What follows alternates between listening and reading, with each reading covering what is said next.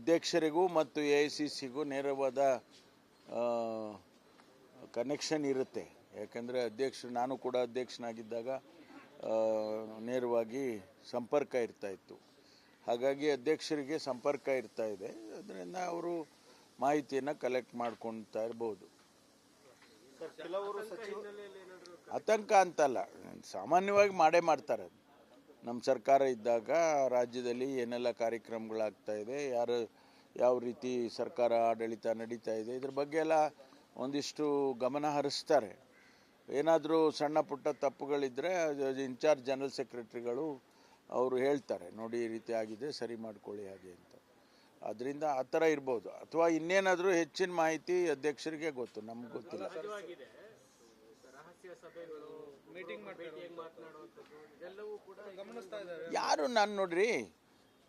ಯಾರು ನನಗೆ ಗೊತ್ತಿದ್ದಾಗೆ, ನಾನು ಕೂಡ ಗೃಹ ಸಚಿವನಾಗಿ ನನಗೂ ಒಂದಿಷ್ಟು ಮಾಹಿತಿಗಳು ಬರುತ್ತೆ. ಯಾರು ಕೂಡ ನಮ್ಮಲ್ಲಿ ಅಂತಹ ರಹಸ್ಯ ಸಭೆಗಳನ್ನು ಮಾಡಿಲ್ಲ. ಈಗ ನಾನು ಮಾದೇವಪ್ಪನವ್ರ ಮನೆಗೆ ಹೋಗಿದ್ದೆ.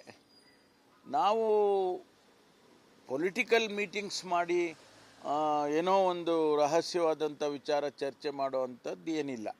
ಈಗ ಇಬ್ಬರು ಸಚಿವರು ಮೀಟ್ ಮಾಡ್ತಾರೆ ಅಂದ ಕ್ಷಣಕ್ಕೆ ಅವರು ರಹಸ್ಯವಾಗಿ ಏನೋ ಸಮಥಿಂಗ್ ಈಸ್ ಕುಕಿಂಗ್ ಅಂತಾರಲ್ಲ, ಹಾಗೇನೂ ಇಲ್ಲ. ನಾನು CM ಅವ್ರನ್ನ ನೋಡೋಕೆ ಹೋಗ್ತಿದ್ದೆ. ಆ ಸಂದರ್ಭದಲ್ಲಿ ಫೋನ್ ಮಾಡಿದ್ದೆ ಬೇರೆ ಏನೋ ವಿಚಾರಕ್ಕೆ. ಅವರು ನಾನು CM ಹತ್ರ ಬರ್ತೀನಿ, ಬನ್ನಿ ಹಿಂಗೆ ಹೋಗೋಣ ಅಂದರು. ಮನೆ ಅದು ಎಲ್ಲಿ ಇದರಲ್ಲಿದ್ದರು ಅವರು, KPC ಪವರ್ ಕಾರ್ಪೊರೇಷನಲ್ಲಿ CM ಅವರು. ಇನ್ನೂ ಸಭೆ ನಡೀತಾ ಇದೆ, ಮುಗ್ದಿಲ್ಲ, ಇಲ್ಲೇ ಬನ್ನಿ ಕಾಫಿ ಕುಡ್ಕೊಂಡು ಹೋಗೋಣ ಅಂದರು. ಹೋದ್ವಿ. ಅದಕ್ಕೆ ರಹಸ್ಯ ಸಭೆ ಅಂದ್ಬಿಟ್ರೆ. ಅದೇ ರೀತಿ ಬೇರೆ ಬೇರೆ ಸಚಿವರು ಕೂಡ ಮಾತನಾಡಿದ್ದಾರೆ. ಅದು ಬಿಟ್ಟರೆ ಬೇರೆ ನನಗೆ ಗೊತ್ತಿದ್ದಾಗೆ ಅಂಥ ರಾಜಕೀಯವಾದಂಥ ಯಾವುದೂ ಗುಂಪುಗಾರಿಕೆ ಆಗಲಿ ರಹಸ್ಯವಾದ ಸಭೆಗಳಾಗಲಿ ಆಗ್ತಾ ಇಲ್ಲ. ಸರ್, ಮುಖ್ಯಮಂತ್ರಿಗಳು ಆತ್ಮಸಾಕ್ಷಿಗಿಂತ ದೊಡ್ಡ ನ್ಯಾಯಾಲಯ ಇಲ್ಲ ಅಂತ ಹೇಳಿದ್ರು ಸರ್. ಮತ್ತೊಂದು ಕಡೆ ನಿನ್ನೆ ಹೇಳ್ತಾರೆ, ನಾನು ಕುರಿ ಕಾಯುವವನ ಮಗ ಒಬ್ಬ ಹಿಂದುಳಿದ ವರ್ಗದವನ ಕಾರಣಕ್ಕಾಗಿ ನನ್ನ ಟಾರ್ಗೆಟ್ ಮಾಡಿದ್ದಾರೆ ಮೂಡ ಪ್ರಕರಣದಲ್ಲಿ ಹೇಳಿದ್ದಾರೆ. ಕಾರಣ ಅಥವಾ ಈ ಕಾರಣಕ್ಕಾಗಿ ಮಾಡಿದ್ದಾರೆ ಅಂತ ಅನ್ಸುತ್ತೆ ಸರ್. ಆ ಥರ ಅಲ್ಲಲ್ಲ, ಹಾಗೂ ಇರ್ಬೋದಲ್ಲ. ಹಾಗೂ ಅವರಿಗೆ ಅದರ ಮಾಹಿತಿ ಇಲ್ಲದೇನೆ ಆ ರೀತಿ ಹೇಳಕ್ಕೆ ಸಾಧ್ಯ ಇಲ್ಲ. ಒಬ್ಬ ಹಿಂದುಳಿದ ಸಮುದಾಯದವನು ಒಬ್ಬ ಕುರಿ ಕಾಯುವ ಮಗ ಅಂತ ಅವ್ರು ಹೇಳಬೇಕಾದ್ರೆ ಸ್ವಾಭಾವಿಕವಾಗಿ ಅವ್ರಿಗೂ ಕೂಡ ಹೌದಲ್ಲ, ಇದು ಎಲ್ಲೋ ಒಂದು ಕಡೆ ಈ ಫ್ಯಾಕ್ಟರು ಇರ್ಬೋದು ಅನ್ನೋದು ಅವ್ರಿಗೆ ಮಾಹಿತಿ ಇದೆ, ಅದಕ್ಕಾಗಿ ಹೇಳಿದ್ದಾರೆ. ಅದರಲ್ಲೇನು ತಪ್ಪೇನಿದೆ? ಪೊಲಿಟಿಕಲಿ ಆ ರೀತಿ ಆಕ್ಷನ್ಸ್ ಎಲ್ಲ ನಡೀತಾ ಇದೆ ಸರ್. ಜಾತಿ ಆಧಾರಿತವಾಗಿ ಇವ್ರನ್ನ ಇದು ಮಾಡಬೇಕು ಅನ್ನೋದು ನಡೀತಾ ಇದೆ. ಆ ಭಾವನೆ ಇರ್ಬೋದು. ಯಾಕೆಂದರೆ ಇವತ್ತು ಸಮಾಜದಲ್ಲಿ ನಾವೆಲ್ಲ ನೋಡ್ತಾನೆ ಇದ್ದೀವಿ, ಹಾಗೆ ಸಮಾಜ ಯಾವ ರೀತಿ ನಡ್ಕೊಳ್ತಾ ಇದೆ ಅನ್ನೋದನ್ನು ನೋಡ್ತಾ ಇದ್ವಿ. ಆ ಭಾವನೆನೂ ಕೂಡ ಅವ್ರಿಗೆ ಬಂದಿರಲಿಕ್ಕೆ ಸಾಧ್ಯ. ಅದನ್ನೇ ಅವ್ರು ಎಕ್ಸ್ಪ್ರೆಸ್ ಮಾಡಿದ್ದಾರೆ. ಈಗ ಕುಮಾರಸ್ವಾಮಿ ಅವರು ಹೇಳ್ಕೊಟ್ಟಿದ್ದಾರೆ ಸರ್, ನನ್ನ 14 ತಿಂಗಳ ಆಡಳಿತ ಈಗಿನ ಕಾಂಗ್ರೆಸ್ 15 ತಿಂಗಳ ಆಡಳಿತಕ್ಕಿಂತಲೂ ಬೆಟರ್ ಆಗಿತ್ತು, ಏನು ಅಭಿವೃದ್ಧಿ ಮಾಡಿದ್ದಾರೆ ಅನ್ನೋದು ಪಟ್ಟಿ ಬಿಡುಗಡೆ ಮಾಡಲಿ ಅಂತ. ಆಯಿತು, ಒಂದು ಕಂಪ್ಯಾರಿಸನ್ ಮಾಡೋಣ. 14 ತಿಂಗಳಲ್ಲಿ ನಾನು ಇದ್ನಲ್ಲ ಅವ್ರ ಜೊತೆನಲ್ಲಿ, ಬರೀ ಅವರೊಬ್ಬರೇ ಇರಲಿಲ್ಲ. ನಾನು ಕೂಡ ಉಪಮುಖ್ಯಮಂತ್ರಿ ಆಗಿದ್ದೆ. ಆಯಿತಾ, ಕ್ರೆಡಿಟ್ಟು ಡಿಸ್ಕ್ರೆಡಿಟ್ಟು ಎರಡೂ ನಮಗೂ ಬೇಕು. ನಿಮ್ಮ ಜೋಡೆತ್ತು. ಸರ್, ಹರಿಯಾಣದಲ್ಲಿ ಈಗ ಸಮೀಕ್ಷೆಗಳು ಬಂದಿದೆ, ಕಾಂಗ್ರೆಸ್ ಪರವಾಗಿ ಬಂದಿದ್ದಾವೆ ಸರ್. ಹೌದು, ಕಾಂಗ್ರೆಸ್ಸು ಹರಿಯಾಣ ರಾಜ್ಯದಲ್ಲಿ ಕಾಂಗ್ರೆಸ್ಸು ಈ ಚುನಾವಣೆಯಲ್ಲಿ ಗೆದಿಯುತ್ತೆ, ಸರ್ಕಾರವನ್ನು ಮಾಡ್ತೇವೆ. ಇದು ನಮಗೆ ಬಂದಿರೋವಂಥ ಇಂಟರ್ನಲ್ ಮಾಹಿತಿಗಳು. ನಿಮ್ಮ ಸರ್ವೇನಲ್ಲೂ ಅದೇ ರೀತಿ ಬಂದಿದೆ. ಆದ್ದರಿಂದ ನಮ್ಮದು ನಿಮ್ಮದು ಎಲ್ಲ ಒಂದೇ ಆಗಿದೆಯಲ್ಲ. ಈಗ ಜಮ್ಮು ಕಾಶ್ಮೀರದಲ್ಲೂ ಕೂಡ ಕಾಂಗ್ರೆಸ್ಸು ಕೊಯಲಿಷನ್ ಸರ್ಕಾರ ಮಾಡುವಂಥ ಸಾಧ್ಯತೆಗಳಿದ್ದಾವೆ. ಆದರೆ ಹರಿಯಾಣದಲ್ಲಿ 100% ಮಾಡ್ತೀವಿ ಅಂತ, ಮೆಜಾರಿಟಿ ಬರುತ್ತೆ, ಸರ್ಕಾರ ಮಾಡ್ತೀವಿ. ಇದರ ಫಾಲೋಔಟ್ ಮಹಾರಾಷ್ಟ್ರದ ಮೇಲೂ ಹಾಗೇ ಆಗುತ್ತೆ. ಜಾತಿ ಜನಗಣತಿ ವಿಚಾರವೂ ಕೂಡ ಚರ್ಚೆಗೆ ಮುನ್ನೆಲೆ ಬರ್ತಾ ಇದೆ. ಅದು ಈ ಸಂದರ್ಭದಲ್ಲಿ CM ತಮ್ಮನ್ನ ಸೇಫ್ ಗಾರ್ಡ್ ಮಾಡ್ಕೊಳ್ಳಿಕ್ಕೆ ಅದನ್ನ ಮುನ್ನೆಲೆ ಬಿಡ್ತಾ ಇದ್ದಾರೆ ನೋಡಿ. ಯಾರನ್ನ ಇದು ಎಂಥ ಒಂದು ವಿಚಿತ್ರ ಇದು ಸಂದರ್ಭಗಳು. ಈಗ ಅವರು ಈ ಸಂದರ್ಭದಲ್ಲಿ ಅದನ್ನು ಮಾಡದೇ ಇದ್ದಾಗ ನೀವು ಜಾತಿ ಗಣತಿ ಸಮೀಕ್ಷೆಯನ್ನು ಬಿಡುಗಡೆ ಮಾಡಿ ಅಂತ ಒತ್ತಾಯ ಮಾಡಿದ್ದು ಕೇಳಿದ್ದೀರ. ಈಗ ಮಾಡ್ತಾ ಇದ್ದೀವಿ ಅಂತ ಹೇಳಿದ್ರೆ ಈಗ ಅದಕ್ಕೊಂದು ವ್ಯಾಖ್ಯಾನ ನಡೀತಾ ಇರುತ್ತೆ. ಆದರೆ ಕ್ಯಾಬಿನೆಟ್ಟಲ್ಲಿ ಚರ್ಚೆ ಮಾಡಬೇಕು ಅನ್ನೋ ಒಂದು ನಿರ್ಧಾರಕ್ಕೆ ಬಂದಿದ್ದಾರೆ.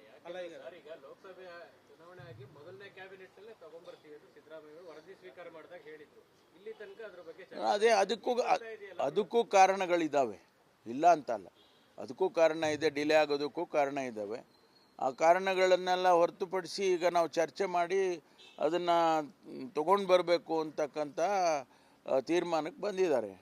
ಹಾಗಾಗಿ ಮೊದಲು ಚರ್ಚೆ ಆಗಲಿ, ಕ್ಯಾಬಿನೆಟಲ್ಲಿ ಚರ್ಚೆ ಆಗಿ ಆನಂತರ ಅದನ್ನು ಅಸೆಂಬ್ಲಿಗೆ ತರಬೇಕಾ ಬೇಡವಾ, ಹಾಗೆ ಬಿಡುಗಡೆ ಮಾಡಬೇಕಾ, ಒಂದು ವೇಳೆ ಅಸೆಂಬ್ಲಿಗೆ ತರಬೇಕು ಅಂತಾದರೆ ತರಬೇಕು, ಮುಂದಿನ ಅಸೆಂಬ್ಲಿಗೆ ತರಬೇಕಾ ಅಥವಾ ಅನಂತರ ತರಬೇಕಾ, ಅದೆಲ್ಲ ತೀರ್ಮಾನ ಮಾಡ್ತಾರೆ. ಅಲ್ಲೇ ಟೇಬಲ್ ಮಾಡ್ಕೊಂಡೆ ಪಬ್ಲಿಕ್ ಡೊಮೇನಿಗೆ ಬರಬೇಕಲ್ಲ ಸರ್? ಹೌದು, ಇಲ್ಲಿ ಫಸ್ಟ್ ಕ್ಯಾಬಿನೆಟಲ್ಲಿ ಆಗಬೇಕು. ಕ್ಯಾಬಿನೆಟ್ ಡಿಸೈಡ್ ಮಾಡಿ ಇಲ್ಲ ಅಸೆಂಬ್ಲಿಗೆ ಬೇಕಾಗಿಲ್ಲ, ನಾವು ಕಮಿಷನ್ ತಾನೇ ಇದು ವರದಿ ಬಿಡುಗಡೆ ಮಾಡ್ತೀವಿ ಅಂತ ಕ್ಯಾಬಿನೆಟ್ ತೀರ್ಮಾನ ಮಾಡಿದರೆ ಆಯಿತು. ಆಪ್ಷನ್ ಇದೆ ಸರ್? ಹೌದೌದು, ಆಗುತ್ತೆ. ಮುಂದಿನ ವರ್ಷ ಕೇಂದ್ರ ಸರ್ಕಾರ ಕೂಡ ಜಾತಿ ಗಣತಿ ಮಾಡಿಸಬಹುದು ಜನಗಣತಿ ಜೊತೆ ಅಂತ ಇದೆ ಸರ್. ಅದಕ್ಕೆ ಮುಂಚೆ ಬಿಡುಗಡೆ ಮಾಡಿದ್ರೆ ಗೊಂದಲ ಆಗಲ್ಲ ಅಲ್ಲ, ಮಾಡಲಿ, ಆಮೇಲೆ ಓವರ್ಲ್ಯಾಪಿಂಗ್ ಇದ್ರೆ ಅದು ಸರಿ ಮಾಡ್ಕೋಬೋದಲ್ಲ. ಓವರ್ಲ್ಯಾಪಿಂಗ್ ಇದ್ದು ಒಂದು ಸಮುದಾಯ ಜಾಸ್ತಿ ಇದೆ, ಒಂದು ಸಮುದಾಯ ಕಮ್ಮಿ ಇದೆ ಹಾಗೆ ಅಂತೇಳಿ ಹಾಗಾದರೆ ಆ ಥರ ಬರೋದಾದರೆ ಅದನ್ನಲ್ಲಿ ಓವರ್ಲ್ಯಾಪಿಂಗು ಒಂದು ವೇಳೆ ಸೆಂಟ್ರಲ್ ಗೌರ್ಮೆಂಟ್ ಇದು ಮಾಡೋದು ಅಂದರೆ ಕೇಂದ್ರ ಸರ್ಕಾರ ಯಾವತ್ತೂ ಕೂಡ ಸೆನ್ಸಸ್ ಮಾಡೋದು ಕೇಂದ್ರ ಸರ್ಕಾರದ್ದನ್ನೇ ನಾವು ಒಂದು ಎಲ್ಲದಕ್ಕೂ ಕೂಡ ಅದನ್ನೇ ಉಪಯೋಗಿಸ್ತೀವಿ. ಯಾವಾಗಲೂ ಸೆನ್ಸಸ್ಸನ್ನು ನಾವು ಕೇಂದ್ರ ಸರ್ಕಾರ ಮಾಡುವಂಥ ಸೆನ್ಸಸ್ಸನ್ನೇ ಎಲ್ಲರೂ ಇಡೀ ಪ್ರಪಂಚದಲ್ಲೇ ವರ್ಲ್ಡ್ ಬ್ಯಾಂಕ್ ಇರ್ಬೋದು, IMF ಇರ್ಬೋದು, ಅವರೆಲ್ಲರೂ ಕೂಡ ಅದನ್ನೇ ಉಪಯೋಗಿಸ್ತಾರೆ, ನಾವು ಅದನ್ನೇ ಉಪಯೋಗಿಸ್ಬೇಕು. ಲಿಂಗಾಯತ ಮತ್ತು ಒಕ್ಕಲಿಗ ಸ್ವಾಮೀಜಿಗಳ ಜೊತೆಗೆ ಸೇರಿದಂತೆ ಕಾಂಗ್ರೆಸ್ನ ನಾಯಕರುಗಳು ಒಳಗೊಂಡಂತೆ ವಿರೋಧ ವ್ಯಕ್ತಪಡಿಸಿದ್ರು ಸರ್. ಈಗ ಇದನ್ನ ಬಿಡುಗಡೆ ಮಾಡಿ ಆಮೇಲೆ ಸರಿ ಮಾಡ್ಕೋಬಹುದು ಅನ್ನುವಂಥ ಸಮರ್ಥನೆ ಕೊಡ್ಬೋದಾ ಸರ್? ಹಾಗಾದ್ರೆ ಗೊತ್ತಿಲ್ಲ, ಅದನ್ನು ಒಂದು ಸಾರಿ ಬರಲಿ, ಇದಕ್ಕೆ ನಮ್ಮ ಕ್ಯಾಬಿನೆಟಿಗೆ ಬಂದು ಚರ್ಚೆ ಆಗಲಿ, ಆಮೇಲೆ ಇವೆಲ್ಲ ಏನೇನು ತೀರ್ಮಾನಗಳು ಅದರಿಂದ ಆಚೆ ಬರುತ್ತೆ, ಆ ನಂತರ ನೋಡೋಣ. 8 ವರ್ಷನ ಕಾದಿದ್ರಂತ, ಇನ್ನೊಂದು ವರ್ಷ ಕಾದ್ರೆ ಅದು ಸರಿಯಾಗಿ ಮಾಹಿತಿ ಸಿಗ್ಬೋದಲ್ಲ, ಗೊಂದಲಗಳ ಮಧ್ಯೆ ಬಿಡುಗಡೆ ಮಾಡೋದು. ರಾಜ್ಯ ಸರ್ಕಾರ 160 ಕೋಟಿನ ಏನೋ ಖರ್ಚು ಮಾಡಿದೆ, ಅದರಿಂದ ನಾಳೆ ಅದಕ್ಕೂ ಲೆಕ್ಕ ಕೊಡಬೇಕಿಲ್ಲ. ಅದರಿಂದ ಈ ನಾಳೆ CAGನವರು ಕಮೆಂಟ್ ಮಾಡ್ತಾರೆ, ನೀವು 160 ಕೋಟಿ ಖರ್ಚು ಮಾಡಿದ್ದೀರಿ, ಹೆಂಗೆ ಇದರ ಒಂದು ವರದಿನೇ ಬಿಡುಗಡೆ ಆಗಿಲ್ಲ ಅಂತೇಳಿ ಹೇಳ್ಬೋದಲ್ಲ.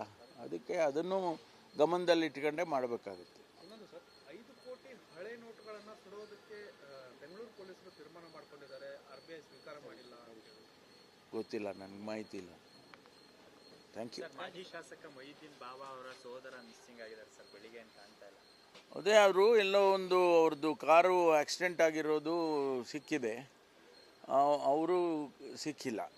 ಅದನ್ನು ಯಾವ ರೀತಿ ಪೊಲೀಸ್ನವ್ರು ನೋಡ್ತಾ ಇದ್ದಾರೆ, ಹುಡುಕ್ತಾ ಇದ್ದಾರೆ. ಬೆಳಗ್ಗಿಂದನೂ ಕೂಡ 3-4 ಟೀಮ್ ಮಾಡಿ ಹುಡುಕ್ತಾ ಇದ್ದಾರೆ. ಒಂದು ವೇಳೆ ಅವರು ತಪ್ಪಿಸ್ಕೊಂಡು ಹೋಗಿದ್ದಾರಾ ಅಥವಾ ಆಕ್ಸಿಡೆಂಟ್ ಆಗಿ ಬೇರೆ ಏನು ಏಟು ಬಿದ್ದು ಅಥವಾ ಎಲ್ಲಾದರೂ ಆಸ್ಪತ್ರೆಗೆ ಹೋಗಿದ್ದಾರಾ, ಅವ್ರ ತಪ್ಪು ಅಂತ ಏನಾದ್ರು ಆಗಿದೆಯಾ ಏನು ಅಂತ ಗೊತ್ತಿಲ್ಲ.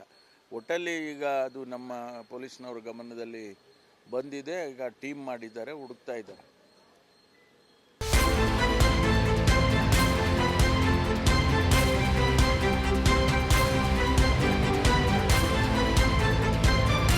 ಅಕ್ರಮ ನಿರ್ಲಕ್ಷ್ಯವಾದ್ರೆ ರಾಜಿಯೇ ಇಲ್ಲ.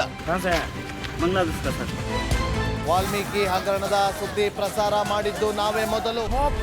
ನಮ್ಮ ಮೋಟಿವ್ ಅಚೀವ್ಡ್ ಅಂತ ಹೇಳಿರೋದು. ಐತಿಹಾಸಿಕ ಸಂದರ್ಭ, ಅಯೋಧ್ಯೆಯ ಮೂಲಕ ಇಡೀ ವಿಶ್ವಕ್ಕೇನೆ ರಾಮ ನಾಮದ ಜಪ ಪಸರಿಸ್ತಾ ಇದೆ. ಅನುಕೂಲದ ಸಂಕಷ್ಟ, ಕೆಲವು ನಿಮಿಷಗಳಲ್ಲಿ ಎಲ್ಲವನ್ನು ಕೂಡ ಕೊಚ್ಚಿಕೊಂಡು ಹೋಗಿದೆ. ದೊಡ್ಡ ದೊಡ್ಡ ಬಂಡೆ ಕಲ್ಲುಗಳು ಕೂಡ ಅಲ್ಲಿ ಬಿದ್ದಿರೋದನ್ನ ನಾವೀಗ ಅಲ್ಲಿ ನಾವು ನೋಡಬಹುದು. ನಾಡಿನ ಹಿತಕ್ಕಾಗಿ ಅಭಿಯಾನಗಳ ಸಾಲು. ನಮ್ಮ ಕಾವೇರಿಯ ಹೋರಾಟದ ವಿಚಾರವಾಗಿ ಇಡೀ ಮಂಡ್ಯ ಜಿಲ್ಲೆಯಾದ್ಯಂತ ಇವತ್ತು ಬರೋ ಮನೆಯ ಟಾಯ್ಲೆಟ್ ನ ನೀರಿದು ಸ್ವಲ್ಪ ಆದ್ರೂ ಮನುಷ್ಯತ್ವ ಇದೆ ಅಂದ್ರೆ ನಿಮ್ಗೆ. Reels, social media sensation. ನಮಗೆ ಮಾಡೋ ಕೆಲಸ ಇಲ್ಲ, ಶೆಡ್ಗೆ ಹೋಗೋಣ ಬಾ. ಬ್ಯಾಂಕಿಗೆ ಹೋಗ್ತೀರಿ ಬರ್ತೀರಿ 2000 ಮಾತ್ರ ಬರ್ತಾ ಇಲ್ಲ. 2000 ನಂದೇ ಹೊಂಟೈತು. ಕನ್ನಡಿಗರ ಮೊದಲ ಆಯ್ಕೆ ರಿಪಬ್ಲಿಕ್ ಕನ್ನಡ. ರೈತರ ಕಷ್ಟ ಏನದಂತ ತೋರಿಸಿದವ್ರಂದ್ರೆ Republic Kannada TV. Republic TV ಅವರು ಇದನ್ನ ಹೊರಗೆ ತರುವಂತ ವ್ಯವಸ್ಥಾನ ಮಾಡಿ ನಮ್ಗೆ ಎಲ್ಲರಿಗೂ ಅನುಕೂಲ ಮಾಡಿಕೊಡುವಲ್ಲಿ ಯಶಸ್ವಿಯನ್ನಾಗಿದ್ದಾರೆ.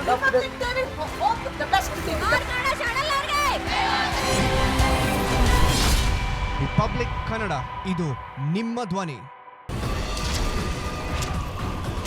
ಮುಖ್ಯಮಂತ್ರಿ ಪಟ್ಟಕ್ಕಾಗಿ ಪ್ರತಿಭಟನೆ ನಡೆಯುತ್ತೆ, ಉಪಮುಖ್ಯಮಂತ್ರಿ ಪಟ್ಟಕ್ಕಾಗಿ ಪ್ರತಿಭಟನೆ ನಡೆಯುತ್ತೆ, ನಟ ನಟಿಯರ ಪರವಾಗಿ ಪ್ರತಿಭಟನೆ ನಡೆಯುತ್ತೆ. ಆದರೆ ಸಮಾಜದ ಕಟ್ಟ ಕಡೆ ವ್ಯಕ್ತಿಯ ಬಗ್ಗೆ, ತುಳಿತಕ್ಕೆ ಒಳಗಾದವರ ಬಗ್ಗೆ, ಬಡವರ ಕಣ್ಣೀರಿನ ಬಗ್ಗೆ ಯಾರೂ ಮಾತಾಡಲ್ಲ ಅಲ್ವಾ? ಬಟ್ ಡೋಂಟ್ ವರಿ, ಇನ್ನು ಮುಂದೆ ನಾವು ಬರ್ತೀವಿ. ಅಂದಿನ ನಿಮ್ಮ ಬಿಗ್ 3 ಇನ್ನು ಮುಂದೆ ಸೂಪರ್ 3 ಪ್ರತಿದಿನ ಮಧ್ಯಾಹ್ನ 12 ಗಂಟೆಗೆ ರಿಪಬ್ಲಿಕ್ ಕನ್ನಡದಲ್ಲಿ ಸೂಪರ್ 3. ರಾಜಕೀಯದಲ್ಲಿ 1+1 ಯಾವಾಗ್ಲೂ 2 ಅಲ್ಲ. ರಾಜಕಾರಣಿಗಳ ಮಾತಿಗೆ ಅವ್ರು ಅಂದಷ್ಟೇ ಅರ್ಥ ಇರೋದೂ ಇಲ್ಲ.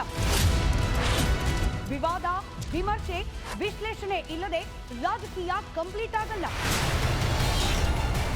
ದಿನದ ಸೆನ್ಸೇಷನಲ್ ರಾಜಕೀಯ ಸುದ್ದಿಯ ಕಂಪ್ಲೀಟ್ ರೌಂಡ್ ಅಪ್ ನಿಮಗಾಗಿ ನಿಮ್ಮ ರಿಪಬ್ಲಿಕ್ ಕನ್ನಡದಲ್ಲಿ ಸಂಜೆ 3:57ಕ್ಕೆ ಪಕ್ಕಾ ಪಾಲಿಟಿಕ್ಸ್.